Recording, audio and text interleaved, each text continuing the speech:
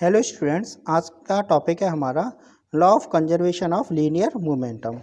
According to this law, in an isolated system the vector sum of linear momentum of all the bodies of the system is conserved and is not affected due to their mutual action and reaction। Isolated system आपका कौन सा होता है? जिस system पर आपका क्या है, कोई भी एक्सटर्नल फोर्स अप्लाई नहीं हो रहा, तो उस सिस्टम को हम क्या आइसोलेटेड सिस्टम बोल देते हैं। तो यानी आपका क्या है, कोई भी सिस्टम है और उस सिस्टम पर आपका कोई एक्सटर्नल फोर्स अप्लाई नहीं हो रहा, तो उस कंडीशन में आपका टोटल जो मोमेंटम है आपका सिस्टम का, वो क्या रहता है, कंजर्व रहता है। या फिर हम दूसरे रूप में ये बोल सकते हैं, in the absence of an external force the total linear momentum is conserve. अब हम क्या है, इसको डेराइव भी करते हैं, डेरिवेशन भी देख लेते हैं। तो यहाँ पे हमने क्या मान लिया है कि दो बॉडी आपकी ए और B, the linear momentum of body A is P A and the momentum of B is P B. These are collide for the very small time delta t. After the collision, the momentum of body A is Pa dash and the momentum of body B is Pb dash. Suppose the Fab is the force on A exerted by the B and Fba is the force on B exerted by A. Now change in momentum of A equal to Fab into delta t, and the change in momentum is equal to Pa dash minus Pa equal to Fab into delta t. This is equation first. Now change in momentum of B equal to Fba into delta t, so that this is equal to Pb dash minus Pb equal to Fba into delta t. This is equation second. According to the Newton's third law, Fab is equal to minus Fba.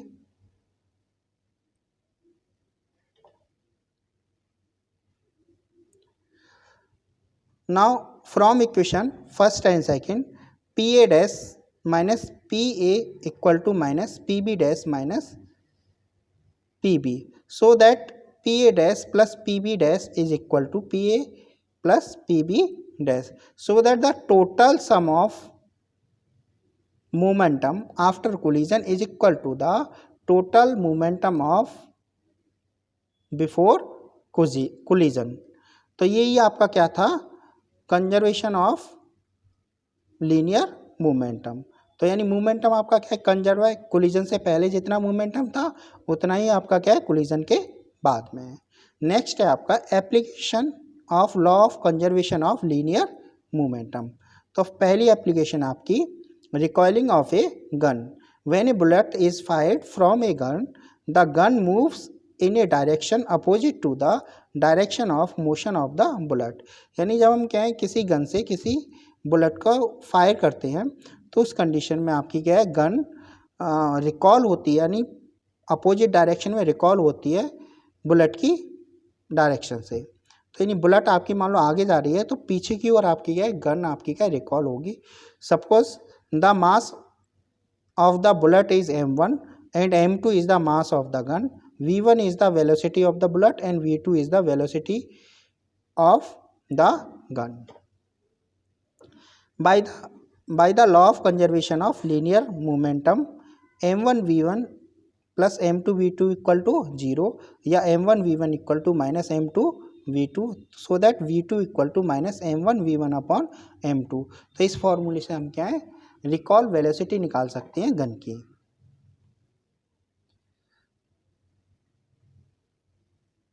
Next है आपका second application आपकी, while firing the gun must be held tightly to the shoulder. यानी जब हम gun से bullet को fire करते हैं, तो हम क्या करते हैं, गन को शोल्डर के अंदर टाइटली हम क्या है, पकड़ के रखते हैं। तो this would save hurting the soldier when the gun is held tightly the body off shoulder of shooter and the gun behave as a body, total mass become large and therefore recoil velocity of the body and the gun becomes too small. यानी जब हम क्या है gun को soldier में hold कर लेते हैं तो उस कंडीशन में मास आपका क्या हो जाएगा, इंक्रीज हो जाएगा। यानी जो गन का मास है वो क्या है, इंक्रीज हो जाएगा। गन का मास इंक्रीज होने से जो रिकॉल वेलोसिटी आपकी गन की वो क्या हो जाती है, डिक्रीज हो जाती है। नेक्स्ट है आपका flight of rocket and jet planes. In rocket और jet planes the fuel is burned in the presence of oxidizing agent in combustion chamber. The hot and highly compressed gases escape through the narrow opening with large velocity. As a result of it, the, the escaping gases acquire a large backward momentum. This is turn imparts an equal forward momentum to the rocket in accordance with the law of conservation of linear momentum. तो यानी हम क्या है, जो हमारा rocket होता है, rocket के अंदर आपका क्या होता है, फ्यूल बर्न होता है। और जो बर्न जब हमारा फ्यूल होगा तो गैसेज आपकी क्या निकलती हैं। तो वो जो गैसेज हैं वो आपकी क्या है, नैरो ओपनिंग होल होता है उसके थ्रू आपकी क्या निकलती हैं।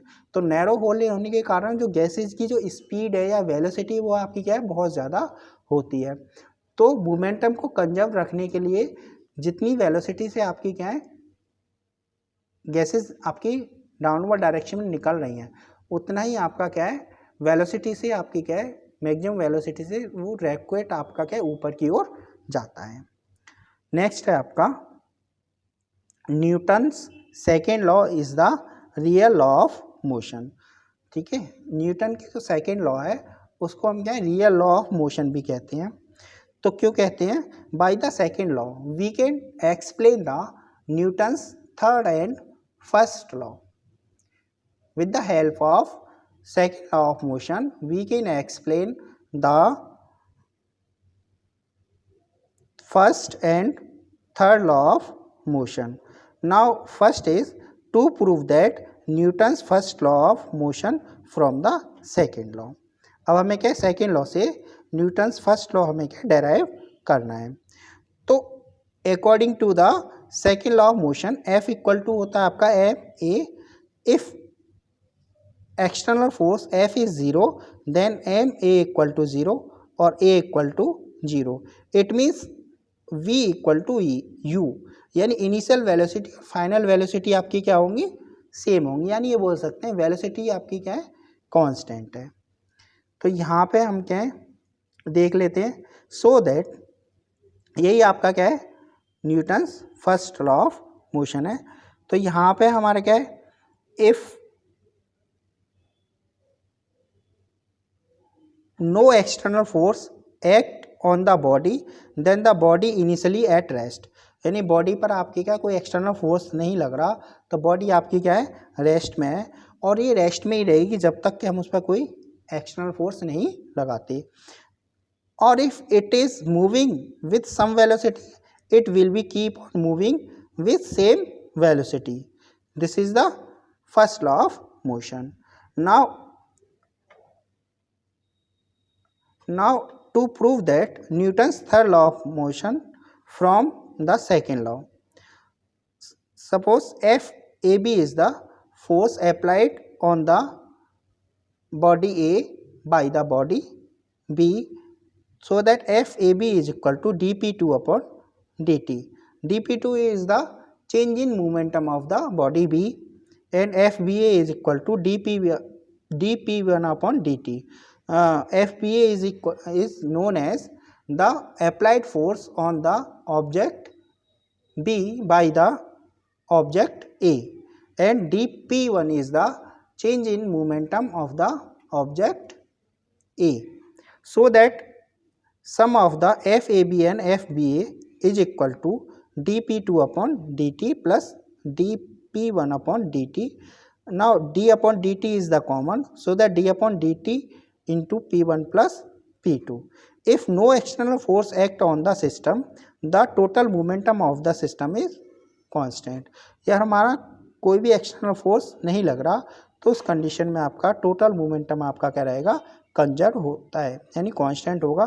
तो उस कंडीशन में आपका जो डिफरेंशियल है आपका उसका मोमेंटम का वो क्या हो जाएगा, zero. So that F A B plus F B A is equal to zero, therefore F A B is equal to minus F B A. This is the third law of motion.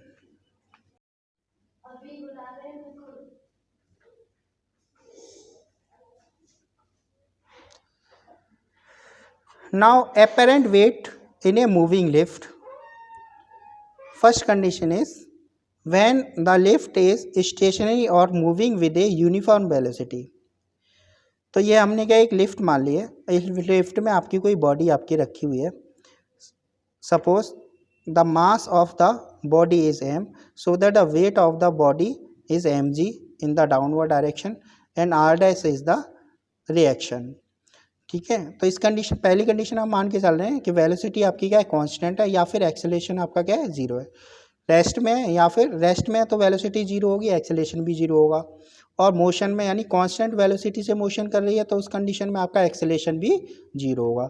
तो are dash equal to क्या हो जाएगा आपका M G, यानी apparent जो wait है वो आपका रियल वेट के क्या रहेगा, इक्वल। सेकेंड कंडीशन है when the lift is moving with an acceleration A in upward direction, यानी अब हमारी लिफ्ट आपकी क्या ए एक्सेलेरेशन से क्या है ऊपर की ओर क्या है मूव कर रही है। तो इस कंडीशन में आपका R dash minus M G equal to M into A, so that R dash equal to M G plus M A, यानी R dash equal to M common आ जाएगा G plus A, R dash is greater than to R, so that apparent weight is greater than to the real weight. Now third condition is when the lift is moving an acceleration a in downward direction. अब हमारी क्या lift क्या downward direction में आपकी move कर रही है, तो उस कंडीशन में आपका वेट आपका ग्रेटर देन होगा रिएक्शन से, तो M G minus R dash equal to M A, so that R dash equal to M G minus M A, R dash equal to M common आ जाएगा G minus A, so that R dash is less than to the real weight, यानी apparent weight is less than to the real weight. तो इस condition में आपका apparent wait क्या होगा, real wait से कम हो जाएगा। Now fourth condition is when the lift is free fall in the downward direction. तो जब हमारी लिफ्ट आपकी फ्री फॉल होती है तो उस कंडीशन में आपका एक्सेलेरेशन इज इक्वल होता है एक्सेलेरेशन ड्यू टू ग्रेविटी। तो इस कंडीशन में आपका a इज इक्वल टू हो जाएगा g, so that M G minus R dash equal to M A. Now put the value of a is equal to g, so that m a की जगह हम क्या रख देंगे mg, तो mg से mg आपका कैंसिल हो जाएगा, तो r dash equal to zero, यानी अपेरेंट वेट आपका क्या रहेगा, zero. Now fifth condition is when the lift is moving with greater acceleration to the acceleration due to gravity in downward direction. Now acceleration of the lift is greater than to the acceleration due to gravity, so that mg minus r dash equal to ma, यानी r dash equal to mg minus ma, a is the greater than to the g, so that r dash is negative, यानी r dash की जो value है क्या आएगी, negative आएगी, यानी जो अपेरेंट वेट है वो आपका क्या रहेगा, नेगेटिव होगा। तो इन कंडीशन में आपका क्या है, जो बॉडी है वो आपकी कहाँ पहुँच जाएगी, जो आपकी सीलिंग है आपकी लिफ्ट की, इस सीलिंग से ये बॉडी आपकी क्या है, टकरा जाएगी।